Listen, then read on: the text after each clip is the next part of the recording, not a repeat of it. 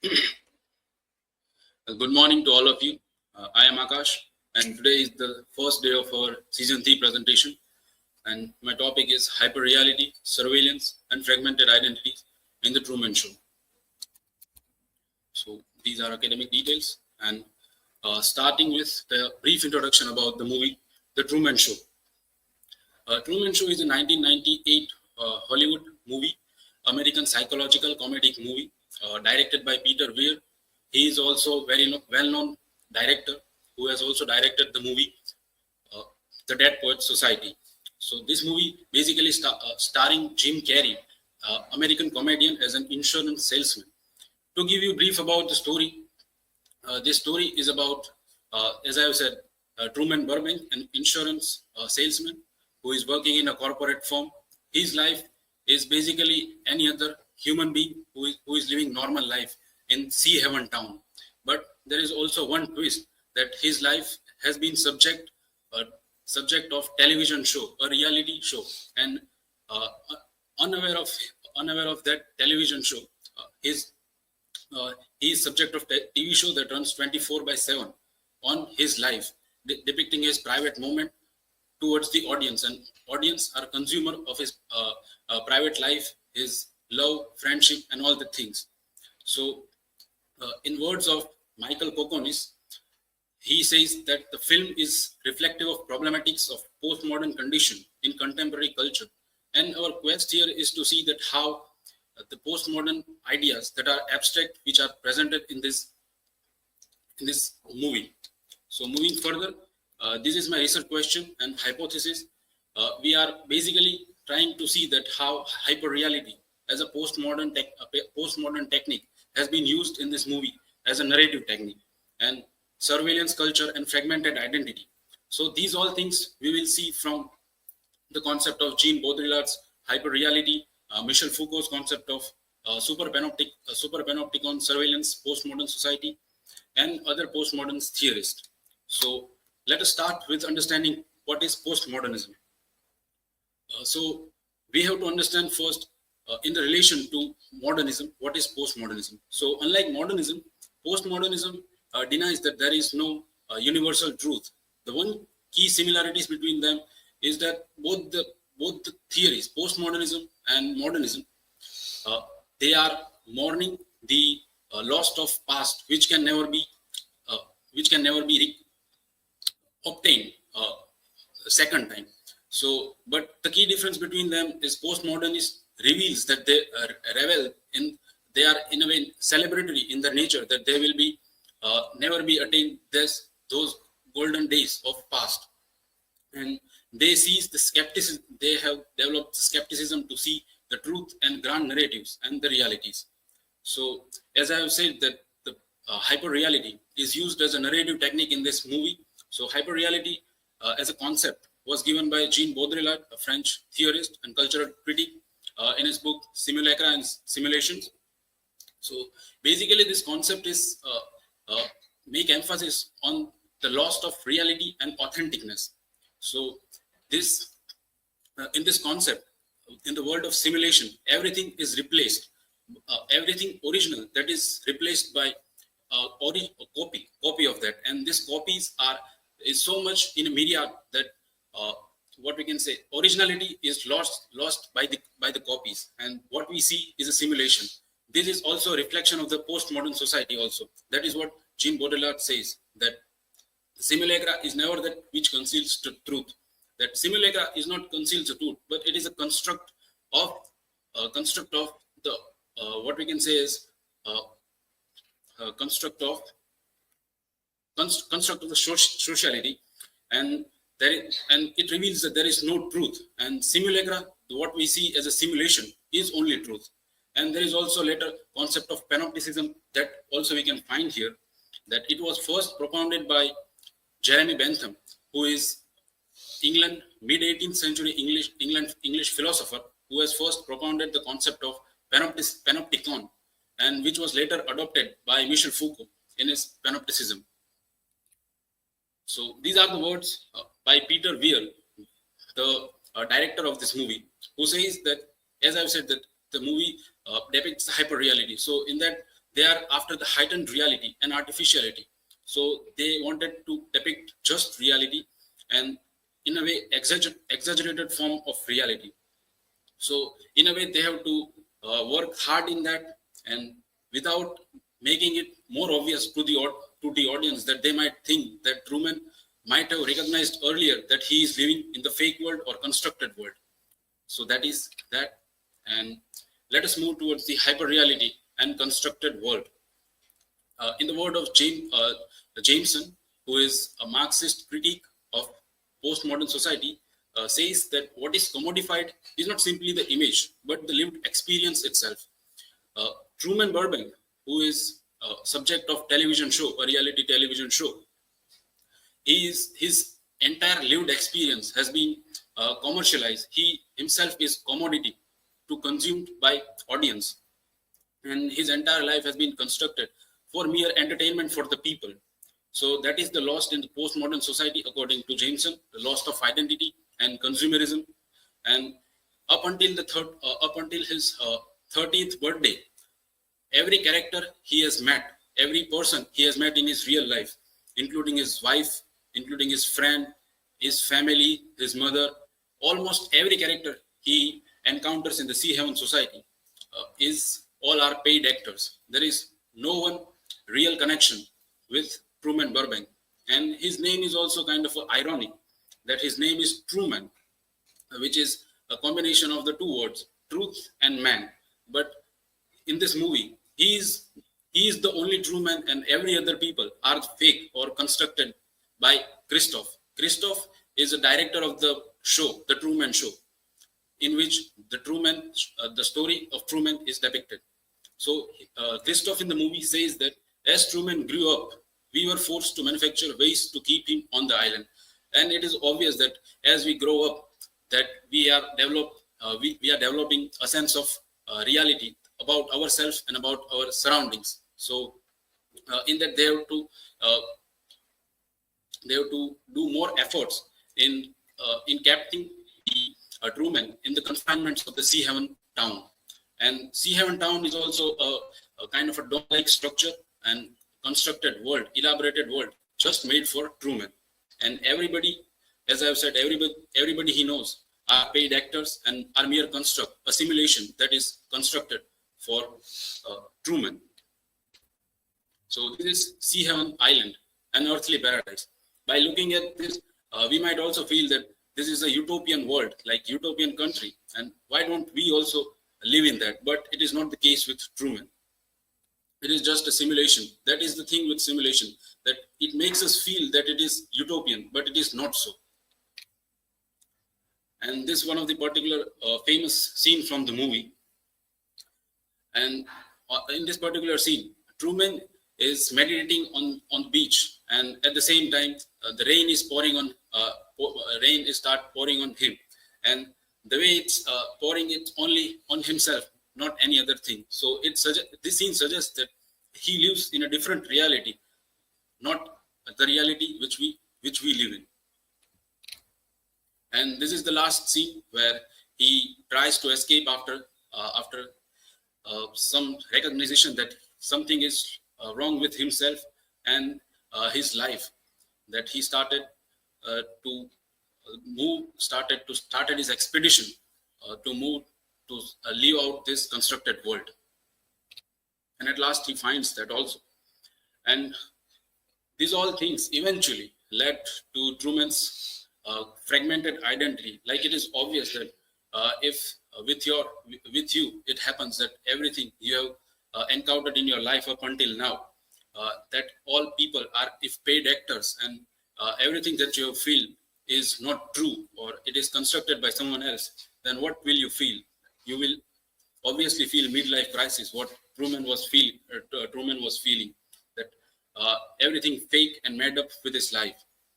And this also leads to the dual identity of Truman as a character and Truman as a person. Truman as a character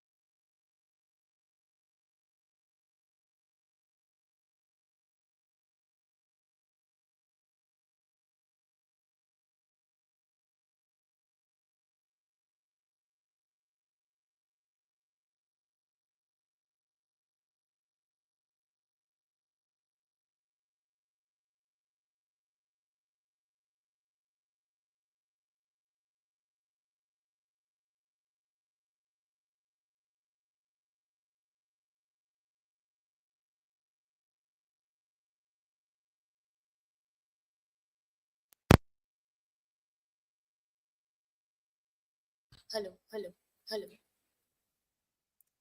hello.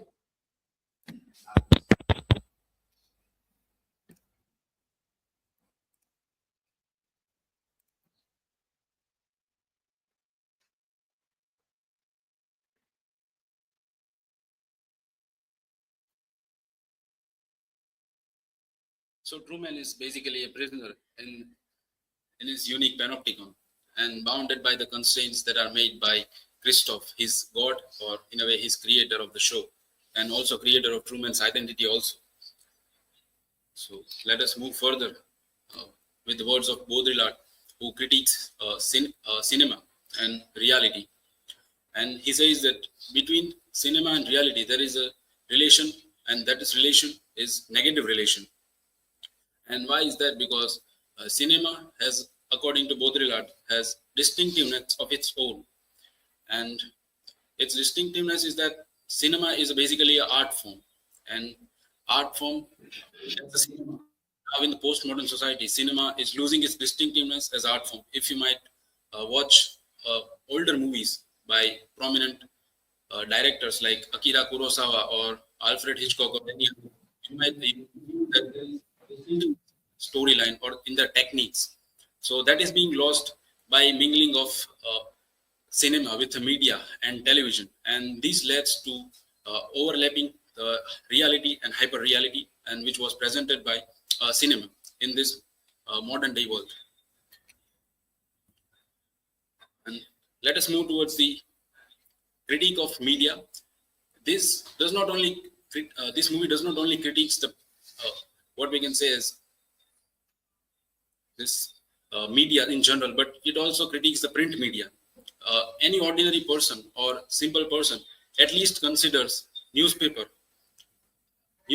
as a reliable source or authentic source. But in this movie, this myth is also debunked, and in that you can see that the headlines of this newspaper: the best place on earth, sea heaven voted planet's top town, and who needs Europe. These all things are generated or constructed for Truman himself, because they wanted they wanted Truman to captain this generated dome. They do not want him to let him out from this constructed world. And Truman believes in dominant ideology and what Pierre Bourdieu says habitus. Habitus is a kind of a social construct in which people lives. So initially, Truman is a very kind-hearted person. We can see he also enjoys his living in Sea Haven town, and it's only after that one incident that his love interest says something of revealing the secret that only he gets agitated and he wants to pursue his reality. But initially, he was not aware of that, and just like ignorance is bliss, he was happy with in his constructed world. And as we have seen, that Truman's life is ideal and desirable. As I also said, that people have a tendency. It also can be made argument like in postmodern society, people are inherently empty within them, and they feel this empty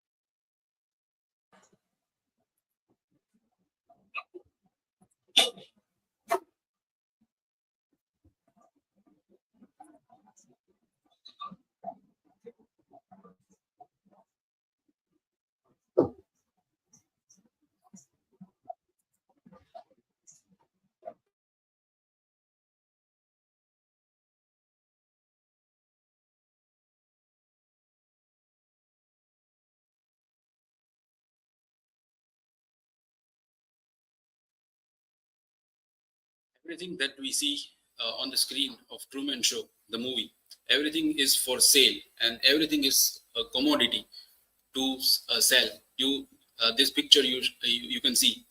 She is Truman's wife, Merlin, and every time she encounters Truman, she always come up with some home utensils or home appliances, and unaware of Truman, she is doing marketing, or we can say she is advertising the product. So in a way, everything that we see in the Truman himself is also a commodity to consumed by audience, and these all the basic utensils also being sold by this capitalist society. That is the point that they try to make.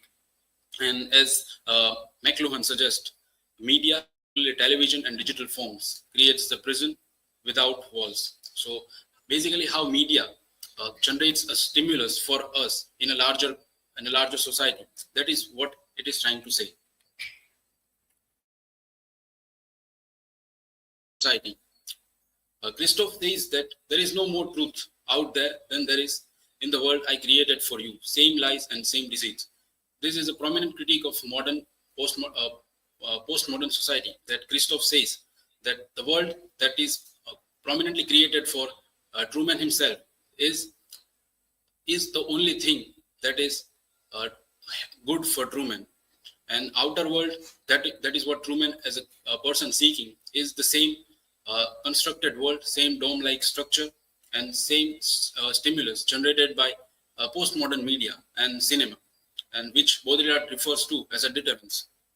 And basically, Sea Haven Town is a microcosm of postmodern society, driven by media and how media shapes our perception, and how we are under constant surveillance of media by our willingness or our unwillingness. We are using, we are in the digital panopticon, and by the means of using Facebook and other Instagram, Twitter, and other things that we are under constant surveillance. That is, we are doing voluntarily. So it is volunteer surveillance in which the corporate company might get our habits, our algorithms, all the things, and they might use for their purpose. And this is the basic aim of capitalism, to get the people's habit out of them. And moving towards the conclusion, well, the Truman Show movie is obviously a prominent critique of postmodern condition, and Truman's life is a typical life that we are all living. It is only that Truman is living in his Sea Haven society, and we are living in a postmodern society. And it also blends the various techniques that are used in postmodernism, which are hyperreality, super panopticism, and surveillance, and all the things. And this movie remains with us in this surveillance society, which was initially foreseen by George Orwell in his novel 1984. So this is all from my side. These are the references, and thank you. Now you can ask me questions.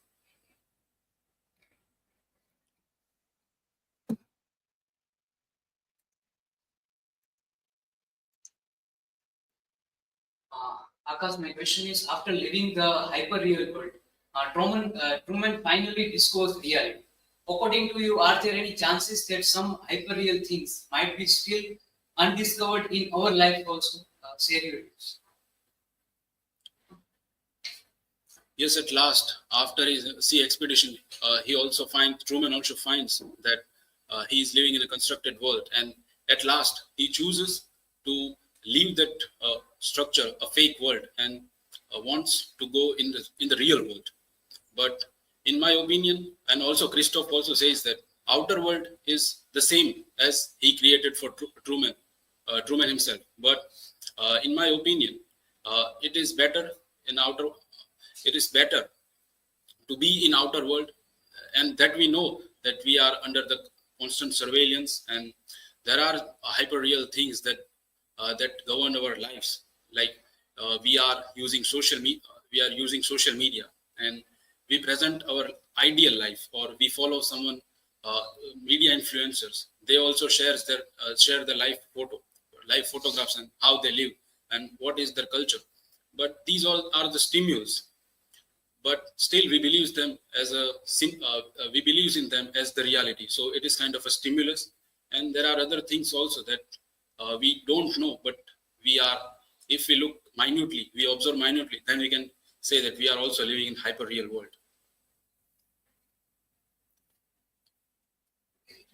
Next presenter.